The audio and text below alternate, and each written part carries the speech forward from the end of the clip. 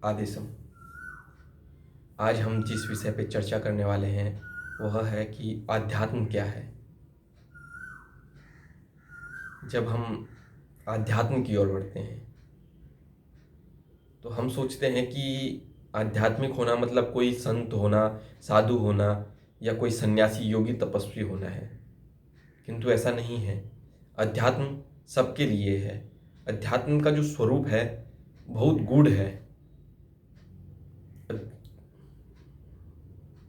यदि अध्यात्म को हम देखें तो अध्यात्म ऐसा नहीं है कि कोई योगी ही आध्यात्मिक हो सकता है, नहीं, साधारण मनुष्य भी आध्यात्मिक हो सकता है, क्योंकि अध्यात्म आप में पूर्णता लाता है, व्यक्ति के गुणों में पूर्णता लाता है, व्यक्ति के गुणों को उसको जनाता है, या यूं कहें कि स्वयं को जानने का जो तरीका है या जो मार्ग है वह आध्यात्म है।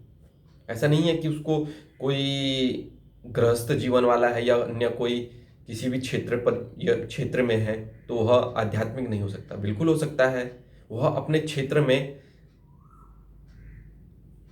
क्षेत्र में उस मार्ग को और अधिक तरीके से और अधिक गहराई से समझकर और अधिक ऊंचा स्तर बढ़ाकर उस चीज को जानकर, उस चीज के वास्तविक स्वरूप को जानकर और बेहतर कर सकता है।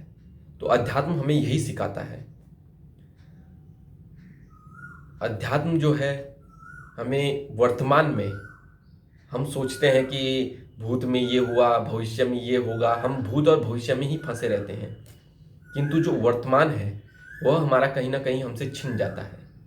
तो जो हमारा अध्यात्म है, या यूं कहें कि जो हमारा योगिक मार्ग है या आध्यात्मिक मार्ग है, वो हमें वर्तमान में जीवन जीने का तरीका बताता है, वर्तमान में जीने की एक कला है। क्योंकि हम वर्तमान में जब जिएंगे तभी तो भविष्य अच्छा होगा, और भूत की चीज़ों को वर्तमान में सही करेंगे। जो हमसे गलत हो गया है भूत में, उन चीज़ों को जब हम वर्तमान में सही करेंगे तभी हमारा भविष्य अच्छा होगा। तो वर्तमान में जो जीने की कला है वही अध्यात्म है। और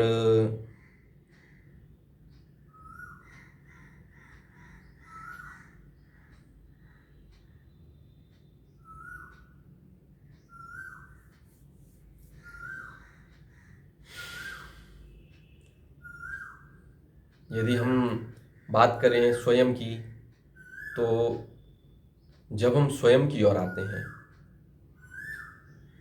तो स्वयं, जब जैसे मैं ही हूँ, हम सोचते हैं कि हम क्या हैं, कैसे हैं, क्यों हैं। यह दिशा एक संन्यास मार्ग की ओर है, या कोई वैरागी हो गया है, सन्यासी हो गया है, उसी के लिए है। ऐसा नहीं है। जो गृहस्थ जीवन में है या सांसारिक मार्ग पे चल रहा है उसके लिए भी यह आवश्यक है कि ये जानना कि मैं क्या हूँ या कौन हूँ, किस लिए हूँ, मेरा क्या प्रयोजन है, क्या उद्देश्य है, क्या लक्ष्य है। क्योंकि इस चीज़ से मैं भी भटक रहा था। तो जब मैंने जाना कि मैं क्या हूँ, और मैं क्या हूँ, क्यों हूँ, किस लिए हूँ, कौन हूँ, इसका हर किसी का प्रश्न का जो उत्तर है वह भिन्न भिन्न होता है, क्योंकि उसके मार्ग भिन्न भिन्न हैं। यदि आप आध्यात्मिक मार्ग पे हैं तो आपका भिन्न प्रयोजन होगा, आपका भिन्न उत्तर होगा। यदि आप सांसारिक मार्ग पे हैं तो आपका भिन्न उत्तर होगा, किंतु उत्तर सबको मिलेगा कि मैं कौन हूँ। और जब जिसने अपने वास्तविक स्वरूप को जान लिया, जिसने जान लिया कि मैं कौन हूँ, तो उसको फिर जानने की आवश्यकता ही नहीं है कि उसके बाद फिर वह ये जान लेता है कि मेरा क्या उद्देश्य है, मैं कौन हूँ, मेरा स्वरूप क्या है।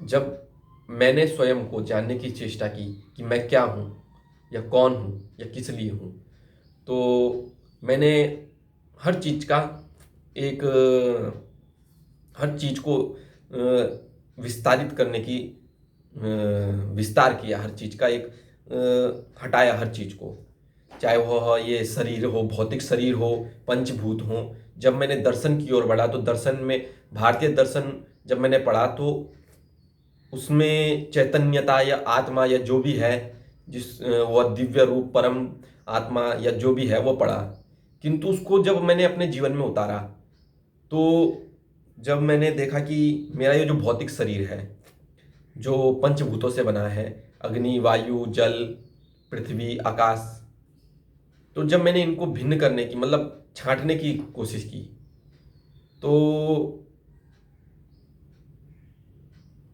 मैं अपने आप को कहीं देख ही नहीं पाया। अर्थात ये जो शरीर था, मैं सोचा यही मैं हूं, क्योंकि इसके अतिरिक्त मैं था ही नहीं। मैं जो देख रहा हूं, सूंघ रहा हूं, सुन रहा हूं, बोल रहा हूं, यह ये शरीर ही तो है। किंतु जब मैं थोड़ा और आगे बढ़ा, अध्यात्म की ओर बढ़ा, योग की ओर बढ़ा, साधना की ओर बढ़ा, तो मैंने पाया कि जो आंखें देख रही हैं उसके पीछे भी तो कोई और देख रहा है। जो मैं बोल रहा हूं उसके पीछे भी तो कोई और बोलने के लिए प्रेरित कर रहा है। जो मैं सूंघ रहा हूं उसकी ओर भी कोई प्रेरित कर रहा है कि नहीं, तू सूंघेगा नहीं, अगर तू वायु को ग्रहण नहीं करेगा, छोड़ेगा नहीं, तो तू जीवित नहीं रहेगा। मैं जो सुन रहा था वह उस सुने हुए को बोलना फिर, और बिना बेबाकी बोलना, यह भी तो कोई कर रहा था। कौन देख रहा था, कौन सुन रहा था, कौन बोल रहा था, पता नहीं, लेकिन वो मैं था। वही मैं था जो देख रहा था, जो बोल रहा था, जो सुन रहा था। जब हम पाश्चात्य दर्शन की ओर जाते हैं तो वहाँ जल को, अग्नि को, या ऐसे ही इन पंचभूतों को ही परम जिसको कहा गया है वही माना गया है। किंतु यदि ऐसा होता तो ये तो नश्वर है ना, नासवान है, अविनश्वर थोड़ी ना है। तो जो अवस्था मेरी थी कि मैं क्या हूं, क्योंकि मैं कुछ था ही नहीं। जब ये पंचभूत चले गए तो उसके बाद मैं क्या बचा? तो जो मैं बचा वही मैं था, और मैं अपने में पूर्ण था, क्योंकि मैं शून्य था, कुछ था ही नहीं। और जब कुछ नहीं था, शून्य था, तो वही मैं था। तो जब आप जान लेंगे कि आप कौन है, क्या है, तो आपके जो कार्य होंगे वह एक श्रेष्ठ होंगे, क्योंकि आपका जो अभी तक का स्तर है, जब तक आप स्वयं को नहीं जानते हैं, तो वह पूर्ण और अपूर्ण में से मध्य का है। किंतु उस स्तर का नहीं है जिस स्तर का होना चाहिए। लेकिन जब आप स्वयं को जान लेंगे, स्वयं के गुणों को जान लेंगे, स्वयं की शक्ति को जान लेंगे, एक शक्ति होती है जो शारीरिक शक्ति है, एक मानसिक और आत्मिक शक्ति है। मानसिक शक्ति आपको मनन चिंतन करने से मिलती है, किंतु जो आत्मिक शक्ति है वह आपको प्रकृति के साथ साथ उस परम शक्ति से भी, उस चेतन अवस्था से भी मिलती है जो आपके अंदर विद्यमान है। क्योंकि वह शक्ति आपको एक नई ऊर्जा प्रदान करती है, जो हमारी मन को भी सुदृढ़ करती है, जो हमारे शरीर को भी एक ऐसी स्थिति प्रदान करती है जहां हम कार्य करने की शैली में श्रेष्ठता उत्पन्न करते हैं। और कह सकते हैं यह जो अवस्था है ये परम की अवस्था है। तो स्वयं को जानना, स्वयं की उस शक्ति को पहचानना, स्वयं के वास्तविक स्वरूप को जानना, यही हमें अध्यात्म सिखाता है। अध्यात्म हमें स्वयं से जोड़ता है कि मैं क्या हूं, कौन हूं, मैं हूं तो हूं क्या। तो स्वयं से जुड़ने का जो माध्यम है वही अध्यात्म है। यह हर किसी के लिए उपयोगी है और हर किसी के लिए इसका मार्ग है। प्राचीन समय में हमारे वे जो वेद ऋषि, वैदिक ऋषि थे, वैदिक परंपरा थी, गुरुकुल परंपरा थी, उसमें सबसे पहला प्रश्न यही होता था कि स्वयं को जानने का। उसके बाद स्वयं को कैसे सुदृढ़ रखा जाए, कैसे अपने आप में लीन हुआ जाए, तो ये तो बाद में की अवस्था है, किंतु स्वयं की ओर बढ़ना एक बहुत बड़ा आवश्यक कदम है। तो स्वयं की ओर बढ़ना ही अध्यात्म है, और अध्यात्म प्रत्येक व्यक्ति, प्रत्येक मनुष्य के लिए है, क्योंकि जो हम हैं वह एक श्रेष्ठता की ओर ले जाने वाला मार्ग है। क्योंकि हम मनुष्य हैं, श्रेष्ठ हैं, इसलिए हमें श्रेष्ठता की ओर बढ़ना है, तो स्वयं को जानना आवश्यक है। और अध्यात्म हमें स्वयं की ओर ले जाने का एक मार्ग है। ऐसा नहीं है कि कोई इस मार्ग पे नहीं चल सकता है, हर किसी के लिए मार्ग बना है, बस जानने का तरीका होना चाहिए। योग परंपरा इस तरीकों को और सुदृढ़ करती है। किंतु आप योगी भी नहीं है या कोई अन्य वो भी नहीं है, तो ऐसा नहीं है कि आप नहीं, आप भी बढ़ सकते हैं अपने मार्ग में। आप अपने मार्ग को और अच्छा कर सकते हैं और श्रेष्ठता की ओर ले जा सकते हैं। और वही श्रेष्ठता तो हमें अध्यात्म सिखाता है कि निपुण होना। अपने गुणों को निखारना, अपने में पूर्णता लाना। पूर्णता का अर्थ है कि अपने उन गुणों को जानकर उनमें और निखार करके उनको एक ऐसे स्तर पे ले जाना जहाँ पे वो पूर्णता की ओर जाएँ, जहाँ पे लगे कि हाँ, ये हमको आगे बढ़ा रहा है, या आप कह सकते हैं कि इस चीज़ में हमको आनंद आ रहा है। तो जहाँ पे आनंद की अवस्था आ जाए वही अध्यात्म है।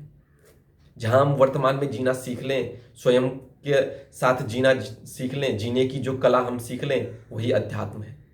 धन्यवाद।